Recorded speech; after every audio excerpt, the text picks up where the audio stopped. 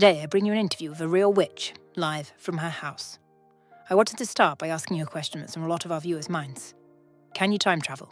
I have the ability, but a Magician's Council has outlawed it. Too dangerous? No. In general, the Council are huge fans of dangerous magic. It makes us look cool, but they each have their own reasons for opposing time travel. Clive likes history, but not real history. He worships stories of individual achievement and statues of great men. He hates it when people go back in time and witness the fact that the great men didn't actually do anything. Wendy's big into science. She hates that time travel allows you to violate the law of conservation of mass.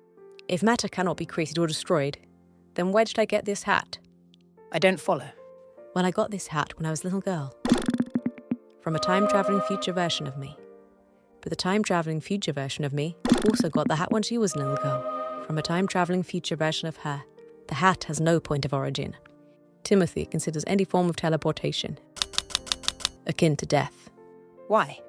Well, if someone created a clone of you, would you be okay with being disintegrated? No. Yeah, and for Timothy, a clone creation disintegration being simultaneous makes no difference. It's still death, even if a new version of you is born. People say it's no different from going to sleep and waking up, but it's more like going to sleep, being disintegrated, and a clone waking up in your bed. Clarissa thinks we shouldn't travel to the past until we develop the skill necessary to travel to the future. What skill is that? Patience. Now personally, I just think it makes us look petty. If you can time travel, it's very difficult not to use it constantly to correct over your mistakes. Get up, you're going to be late. Don't bother with this show. They totally botched the ending. Needs more garlic. Still more. Still more. Still more. What about time travel paradoxes?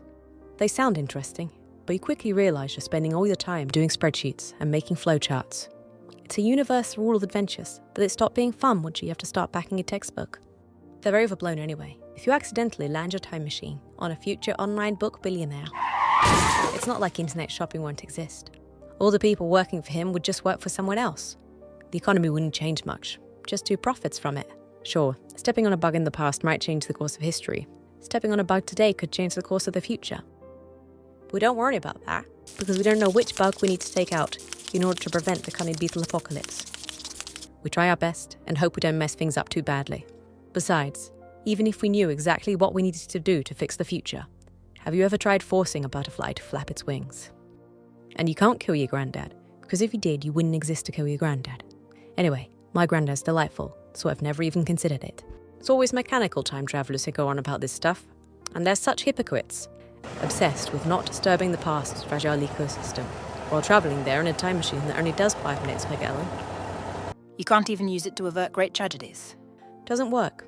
We just end up with some tyrant's mum trying to eradicate the future. Because from her perspective, everyone has a bizarre hatred of her baby. Or you could go back a few decades to warn of climate change, but the people in charge would just be like, yeah, we know. Our scientists told us ages ago. And then continue doing nothing about it. This doesn't just apply to those in charge, to the bad guys.